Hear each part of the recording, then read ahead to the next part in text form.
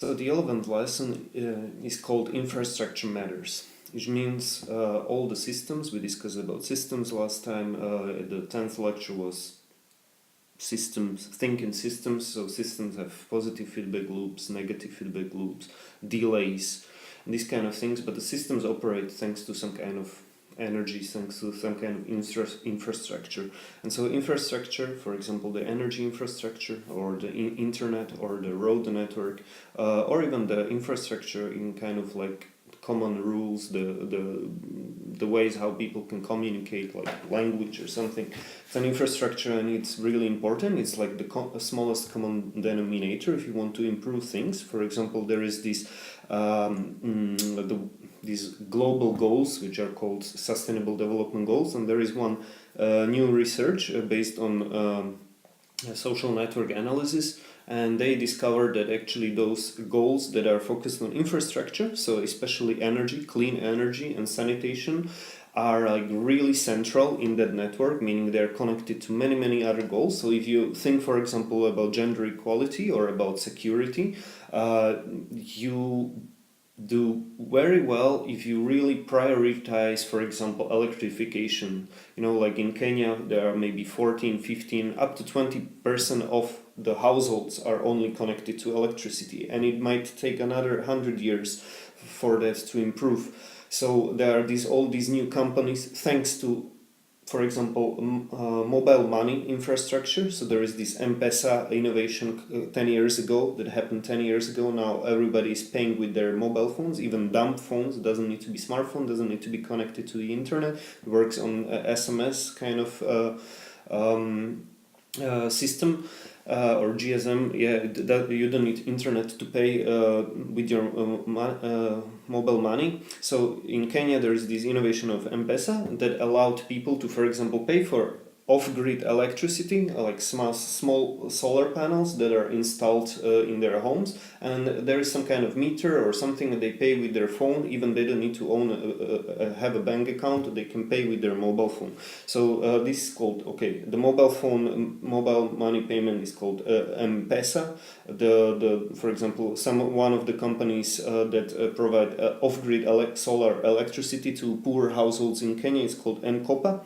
And so now you have a light, you have an energy, you can pay for it by mobile money even without having a bank account, which is another infrastructure that is missing in loads of countries. It's called the unbanked population. If you think about it, there is maybe 1 billion people who don't have bank accounts, but if you think about if you think about banking as we know it in the West, or even in the Eastern Europe, something like a bank, you go and you get a loan, or something like that. This doesn't exist for actually 6 billion of people. So maybe you have a bank, but you're not allowed to get a loan because of your poor credit rating or something like that. So it's very important that we improve infrastructure. That's the core of the lesson. Infrastructure is mobile banking, is infrastructure. Off-grid solar energy is infrastructure. And if you have infrastructure, for example, you have light, you can learn.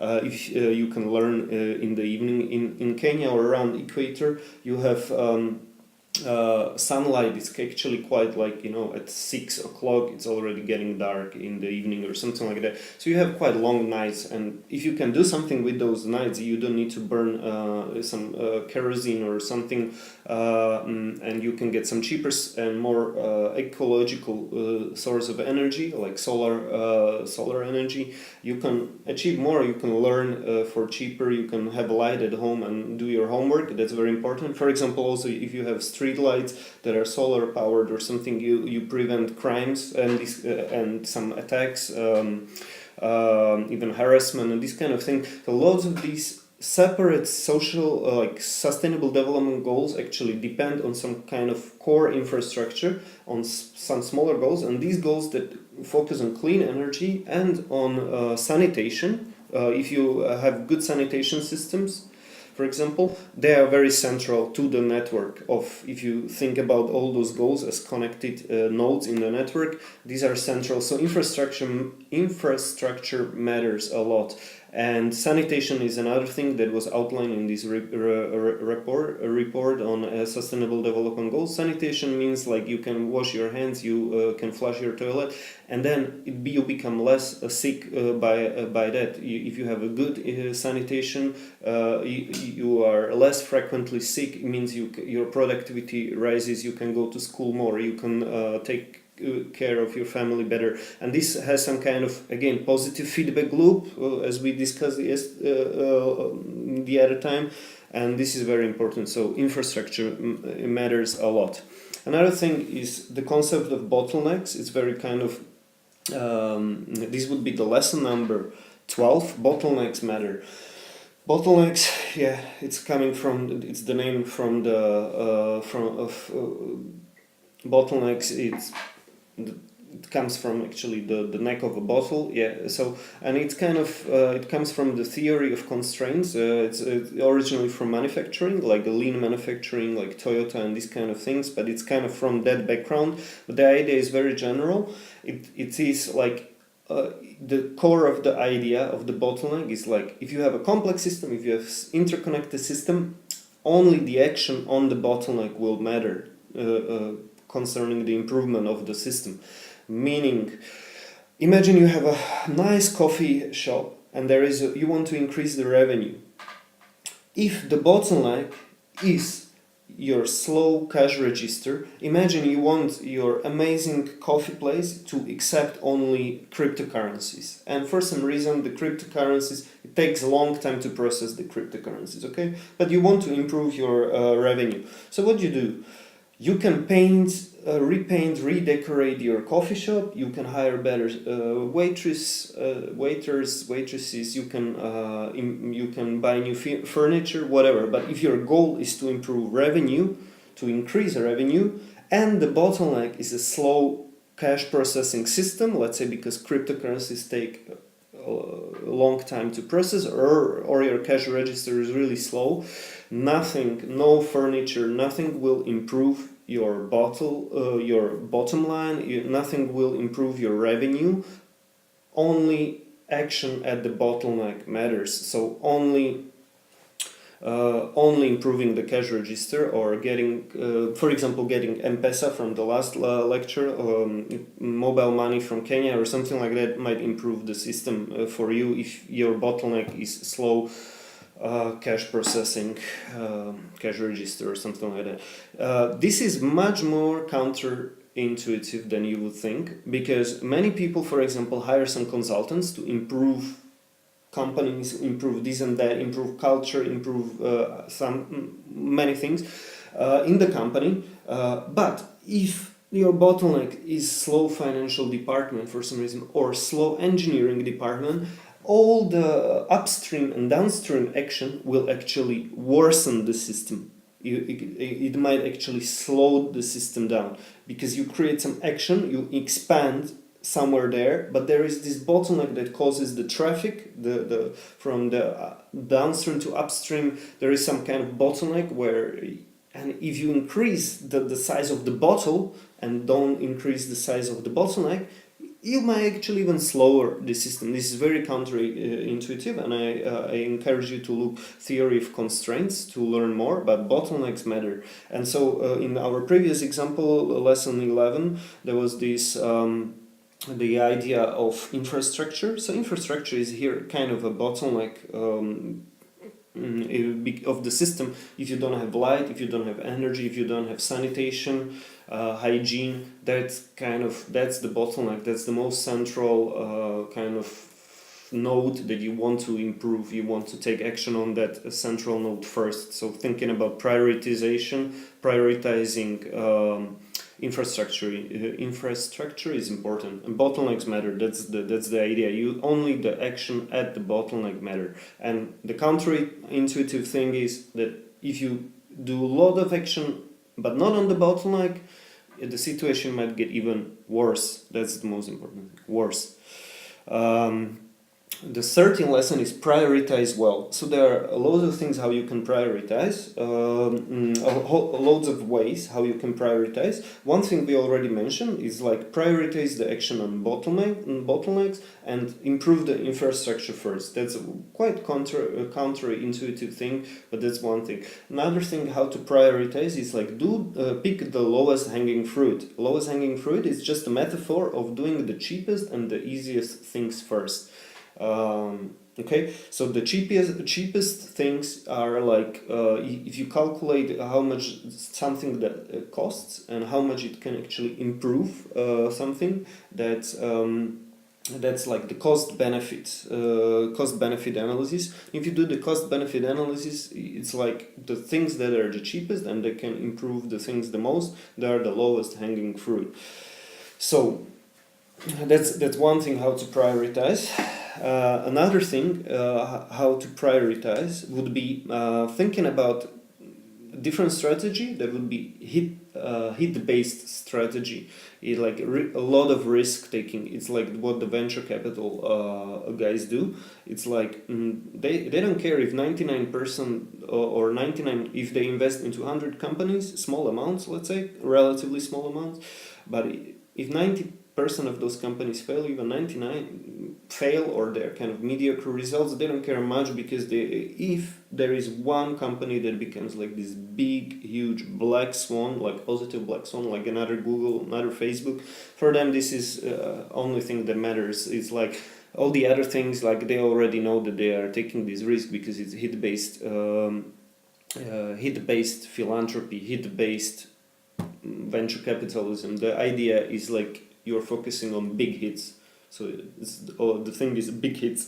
So they are not value investors, meaning like they don't calculate cost benefit analysis. They might even invest into something that is really expensive because it might actually think that the thing is about to reach, I don't know, close to monopoly power, like something like Facebook. Imagine if Facebook is still very small, but it's kind of comparatively very expensive compared to other startups. You don't do cost benefit analysis there because you are working under different set of ideas. You might think actually it's very good that they are expensive because it means they might like take over all the other social networks and be almost the only one social network. So hit-based philanthropy, hit-based venture capitalism, that's one thing how to prioritize things, the prioritize the biggest hits. And again, we are going back to anti-fragile. This is the strategy from the anti-fragile. You invest low amounts into as many interesting and startups or capable teams as possible. You invest you invest little into as many as possible, like hundreds of startups, small amounts of money, relatively small amounts of money. You might, most of them will fail, but if you focus on optionality, that's from the anti-fragile chapter. Anti-fragility means that you have a bigger upside than downside. So you limit your downside by the small amount of the money you invest, but you don't limit your upside. So you can. That's why you prefer equity to debt, for example, and things like that. So, but prioritizing in hit-based philanthropy or hit-based kind of thing, then cost benefit. That's the lowest hanging fruit. Then there is prioritizing the infrastructure and the focusing on bottlenecks. So if we think about the cost benefit analysis, maybe we didn't discuss this enough. Of course, it's just picking the lowest hanging fruit, but you can use this kind of the effective altruist use this kind of framework, which is called importance, tractability, neglectedness framework. Tractability means solvability. So again, we discussed that. We didn't discuss. We will discuss. But you think about it as a earthquake scale, like this Richter scale. You take like 1 to 8, and in between those like 1 to 2 to 8, like on a Richter scale, the 10x or 10 times something is 10 times stronger. So between 2 and 3, it's like 10 times. It's like logarithmic, something like. So the earthquake that is Richter 2, it's 10 times less strong or weaker than the Richter 3 or something like that. So you can have this kind of 1 to I don't know what, and each of those are 10 times more, and you can kind of rate then those things according to the importance. Importance would mean how many people are actually hurt or killed. Here, most people die probably from indoor or from a small particle pollution. Pollution is like Harari in his book. No, I don't have the books here. Harari discusses that it kills like over 3 million people a year. It's a lot of people. It's like 6 times more than all the violence combined. Okay, so small particle pollution. Again, cleaner energy is important. Then another one is like road accidents kill over 1.2 million people. So this is importance. Like for example, importance, how many people are killed. Tractability would be something like if you double the investment into the problem, would it reduce the problem by half? That would be like perfect tractability or amazing tractability. Or like 1 to 1, you invest, you increase the spending once, or you double the spending and the problem is reduced by half. It's amazing. This would be kind of like the ideal case of tractability. So you really like you double in investment, you improve the things by 50%. That's the idea. You can again rate it according to this kind of Richter scale, like earthquake kind of measurement scale, like what is where, and logarithmic scale. And then the third one, okay, so tractability is solvability. That's the second one. First one was importance, and third one is neglectedness. Neglected means actually how many people are focused on the problem and how many NGOs or companies are focused on the problem, and how much money goes into that problem. So altogether, how much money goes to the problem. So imagine like cancer, it's quite very important, kills loads of people, compared to malaria. Malaria kills less people, but is more neglected, meaning like into the research against into the fighting malaria goes like maybe 100 times less cash or money than into like imagine 300 billion goes to towards cancer, and only 3 billion towards malaria or something like that. So malaria is like on 2, if you take that Richter scale, it's like 100 times less or 2 points less on that Richter scale.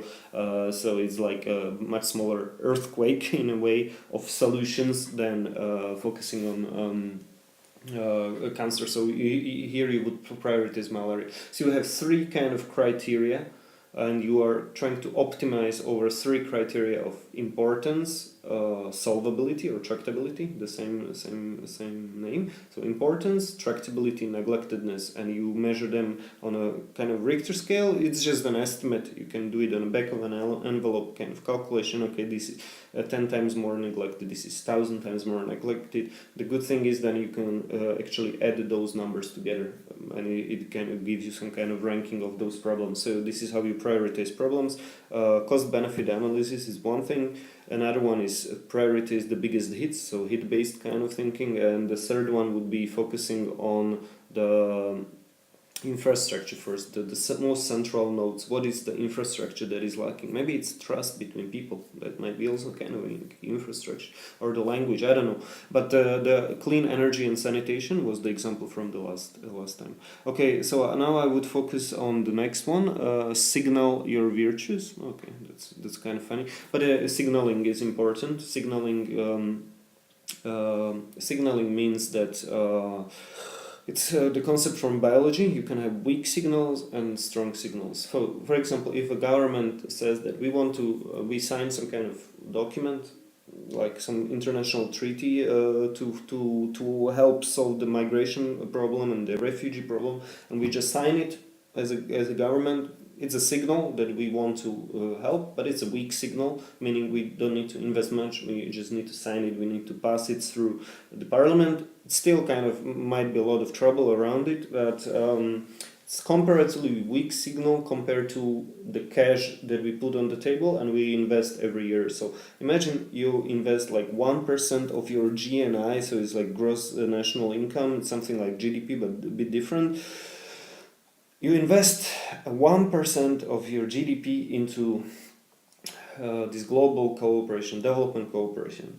It's like 1% of what your country produces, you invest towards some kind of global goals, fighting climate change or something like that. It's like almost zero countries do this amount.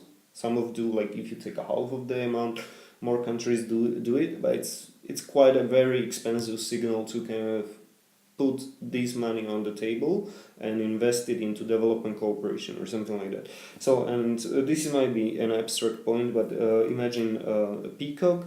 The peacock has a tail. The tail is good for scaring the predators or something, but the peacock's tail is so big that there is also this function of expensive signaling again. So it's something that the peacock kind of doesn't need, but the expensive signaling means that yeah, I can live with something what I need. It's like all the SUVs and all the big cars. It's like people really don't need them like to travel from point A to point B. It's something like an expense that you put on yourself to kind of show your evolutionary or something, your fitness, your reproductive fitness or something like that. So it's this is an abstract point, okay? These kind of concepts they work on many other areas. So I said about the country paying 1% of GNI towards global issues. It's quite a strong signal. A person owning a big car he doesn't need. It's a strong signal of his kind of fitness that he can actually get along, he can live his daily life and also pay for that big car, meaning like he has a lot of money if he can waste it on such big and expensive luxury car. That is expensive signal. And virtue signaling is something like again the same thing, like you want to signal your virtues are like different values that people hold, and there are different personalities, like there are these big five personality types, and some people care more about security, some people care more about like freedom, some people care more about like I don't know, caring for others, and some others like are different. So there is this kind of like there are these big five personalities, and there are different values that go like care, freedom, security, and these kind of things. And you want to kind of, if you are a company, if you are a person, you want to be kind of balanced into signaling more virtues than just one, like let's say more virtues than just freedom or than just individuality or than just caring for people, because there are different personality types, and therefore people also vote differently and they care about different issues differently. And virtue signaling is this idea that you need to observe actually what you signal to people. Like, what are you signaling your intelligence because you are using all these kind of complicated terms that you are signaling, I don't know. It's very important, like to signal things. And one thing that signaling is kind of, it's taking over the world in a way, these kind of ideas. There is this book Elephant in the Brain, there is this book The Case Against Education. So it's more of these like libertarian leaning thinkers, but they kind of like the idea for some reason. And for example, you can deconstruct a lot of social phenomena like education using signaling. It's like yeah, signaling is main. Like, you have a diploma for Harvard, for example. I have a diploma from just our Bratislava University, Economics University. I study international relations. Okay, that's a good signal maybe. But the point is, I might remember zero. I might remember nothing. I might remember I was reading Wall Street Journal there because it was for free in the library. I was reading it all the time when I was at school. I remember most of the things I remember were from there. Okay, I wrote about sovereign wealth funds. Back then, I was very interested in these kind of things. I don't remember much from school. Most of the people don't remember almost anything from the school. Even high school and this kind of thing. We have this illusion that we remember things, but if you really just, you have a pen and a paper and you should reproduce what you remember, it's very, very little thing to remember. So what stays is like this moniker or this kind of brand or this kind of thing in your CV, like you studied at this elite school. That's an expensive signal. And mostly education selects for, that's again sadly the evolutionary vocabulary, selects for or focuses on signaling intelligence and signaling personality trait which is called consciousness, something like you are actually being a careful person that actually observes the deadlines and goes and can actually accomplish things. So this is the idea. The education selects for those guys. So if you have a diploma, if you have a SAT score, if you have your secondary graduation, I don't know, exam, and you have some good marks there or something like that, I don't know how it works, depends on the country, but this means that you are able to learn things, you are able to accomplish tasks as well. So it's kind of preparation for the workforce. So it kind of signals your intelligence, it signals your conscientiousness, something as a personality trait. So these two kind of traits that are important for the workplace. So now the guy, the employer can check, okay, maybe you've studied, you've accomplished this school or graduated from this school, means kind of it's a signal of your intelligence, and it is a signal of how orderly person you are. Okay, so this consciousness is like orderliness thing. So these are two things, and it's just signals. This is just an information. It's an expensive signal. That's important to understand. It doesn't mean that you actually remember anything. So you need to, in education, we need to distinguish education, very abstract term, mostly about signaling, and learning, which is like what effectively you have learned, what is your effective learning. So these two things are very important. Signaling is the idea that almost many things in life are about signaling, and if you keep it in mind, it's like, okay, why these people are behaving in a strange way, why they are talking about these things, why they are like showing off these kind of things. Is like probably they are signaling to their peers or something like that. It goes back to the skin in the game, that you should signal. You shouldn't be lost in signaling towards your peers. Like if you're a journalist, you shouldn't signal where to signal around to other journalists. Your duty, your skin in the game, your duty is towards your readers. Your duty is towards your customers. It's not towards other peers and how they look at you. So okay, that's another thing. Signaling signal your virtues. Signal your virtues in a holistic manner. There is not just one virtue. People also care about security. They also care about freedom. These kind of things. Another topic is be a Bayesian. Okay, that's very difficult. Don't know if you okay. So Bayesian is this this guy is kind of statistician. It's kind of like a guy from a couple of hundreds of years ago who was also a clergyman, or meaning like a priest or something like that. And he, according to him, there is this kind of thing like the way how we learn about the world is by observing, getting new information, and adjusting our probabilities according to that new information. So yeah, that's if you.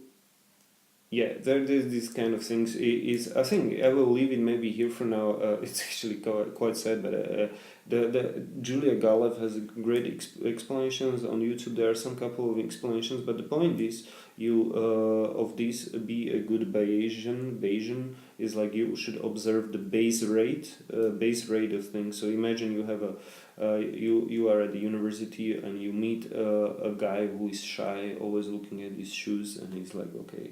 So this guy, and then now you have a question like, okay, so what is the more probable scenario? This guy studies business or this guy studies math? Most people would say, okay, this guy is really shy. He's like a nerd. So he must study math. But then observe the base rate would be like, if you get another information, this is the Bayes rule, like now you adjust your probabilities because you get another information. Another information would be like, there are like 100 times more people studying business than studying math. That would be the information. It might not be correct, but this is another information. So you have to adjust your you have to adjust your probabilities, and this is the base rate. So this is the base rate that there are 100 people more studying business than studying math. So now your probabilities, your prior is the prior probability, and maybe 70 or 80%. This guy is studying math, compared to business. Now your probabilities need to change based on this base rate. And there is this like nice formula. Nice, okay, it's quite complicated. I'm interested in this topic. I still can't produce it on top of my head. But then you have to adjust your base rates, and it's actually much more, it's quite more probable that this guy is actually studying business, because the base rate is just much more people studying business. So this idea is behind like a lot of things like science, machine learning, and these kind of things, like these Bayesian statistics, Bayesian networks, if you Google it. And there are a lot of people that try to explain it, and some of them are like intuitive explanation of Bayesian. What is it? Of Bayesian statistics or Bayesian inference or something like that. But be a Bayesian. It's for me. Okay, now I just mentioned this. This is for me homework. You can see that I can actually even explain it while I just written it like a week ago, and I was thinking actually I can produce it on top of my head, but I haven't revised it for some time, not years, but some weeks maybe or some months, so I don't remember it. And now I realized actually I don't know what I'm talking about. It's very important. You have this illusion, as I discussed in the signaling section, is you have the illusion that you know many things. Actually you don't know. You don't. If you have to produce it on top of your head, you have to produce a formula which is either right or wrong. It's very difficult to remember it. So but be a good Bayesian. Be a Bayesian means like focus on these priors and posterior probabilities and focus on base rate and adjust those probabilities. There is a whole book called Super Forecasting by Philip Tetlock. It's about improving your prediction. Now, Nicholas Taleb would say you can't predict black swans, you can't predict big events, so it's kind of useless. But even Tetlock says you can predict maybe what happens in 1.5 years, 2 years, but not more. It's like useless to write like 100-year predictions. But all these Bayesian predictions, Bayesian networks, Bayesian probabilities, or Bayesian inference, it's called, like how you come up with how you adjust prior probabilities and posterior probabilities. It's amazing topic to dwell into. There are some intuitive explanations. I try to explain, check the Julia Galef and check the explanation with the math students versus the business student. And there is this visual way how she explains it, showing it like really visually, very good. Another one would be networks matter. Networks matter, it goes back to the systems, it goes back to the bottlenecks, and it goes back to the priorities or even the infrastructure. Imagine you have a network, there are the nodes, some nodes are central, some are more peripheral, and there is this thing which is called network effect, okay?